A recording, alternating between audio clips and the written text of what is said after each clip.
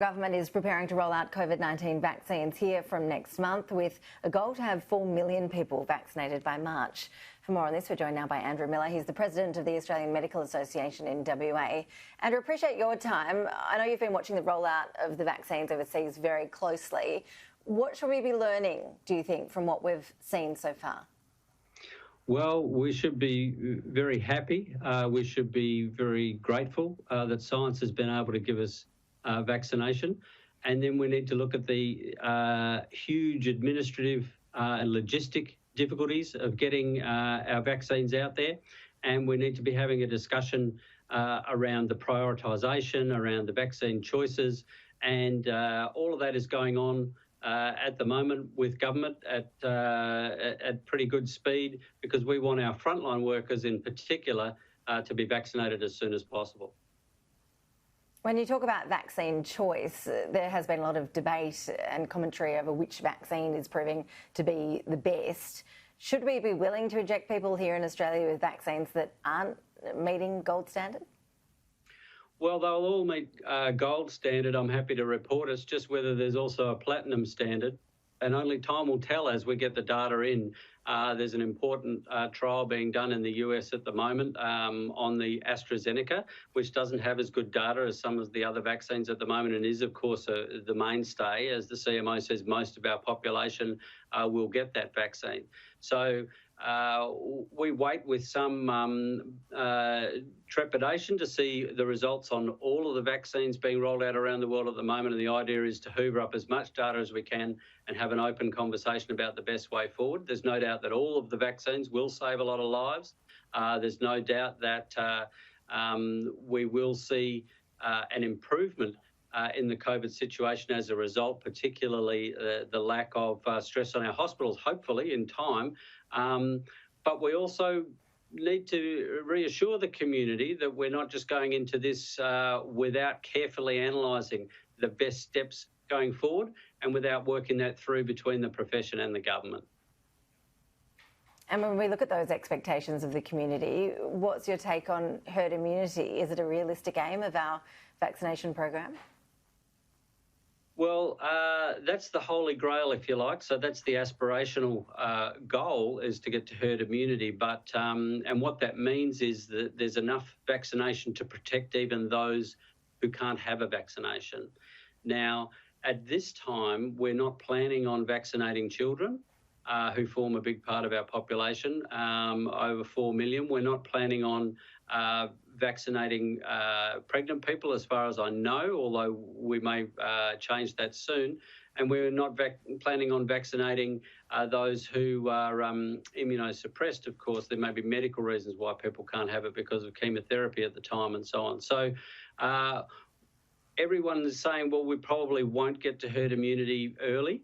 And that means that people have to accept that we will need to protect those vulnerable members of the population by still restricting transmission of the disease through the community. And of course, we don't have the data yet, really any good data yet, on what effect these vaccines will have on transmission. If it turns out that one or more of the vaccines have a much better rate of reducing transmission, then that is the direction that the profession will be pushing the government to go in, whatever candidate that means. And that may have implications for, of course, money, logistics and the rollout. Yeah, looking at the logistics of rolling out the vaccine, are you comfortable with pharmacists being included in that rollout plan? Is that a good idea, or would you prefer GPs be the ones to administer the vaccines? Well, we need to look at what's involved in vaccinating, and there's certainly going to be an informed consent process here. They are new vaccines, and we will be wanting to make sure that there's a very good system in place for looking after patients who may have an allergic reaction or some other issue with the vaccine. Although we consider that to be rare, it's still very important that people have the best training possible to deal with it.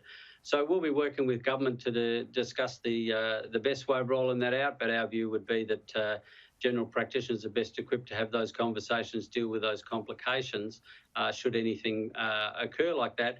And in most instances, of course, it will be practice nurses in that supervised facility who will be doing the actual injecting. And we we'll make sure that the logistics don't get in the way of rapidly rolling this out. So it's likely that actual vaccine supply will be the limiting step, rather than the ability of the practices and the hospitals and the government facilities set up to administer it. You mentioned before we're not planning to vaccinate children at this point. In fact, I think many of the big producers are really only just starting to test their vaccines on children in some parts of the world. We don't yet know if the vaccines are safe for young children in particular. What does that mean in terms of our expectations as to when we can get back to some sense of normality? We heard this week Brendan Murphy suggesting international borders won't be open until 2022. From a medical perspective, until we achieve that herd immunity goal, would you like to see those international borders remain shut? Well, my best advice on this is that we do need to wait and get the safety data on children for vaccination before we would proceed in that direction. What we do know is that COVID is not an innocent disease in childhood.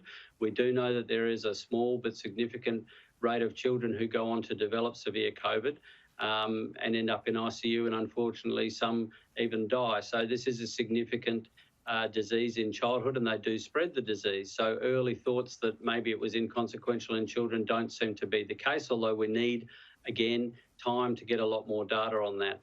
I think that whilst herd immunity is an aspirational goal, it's a way off yet, and international travel is more complicated also because in time we will start to see some variant strains emerge, and we will almost certainly see some variant strains emerge that may start to evade vaccination, as is being suggested in some of the South African literature at the moment.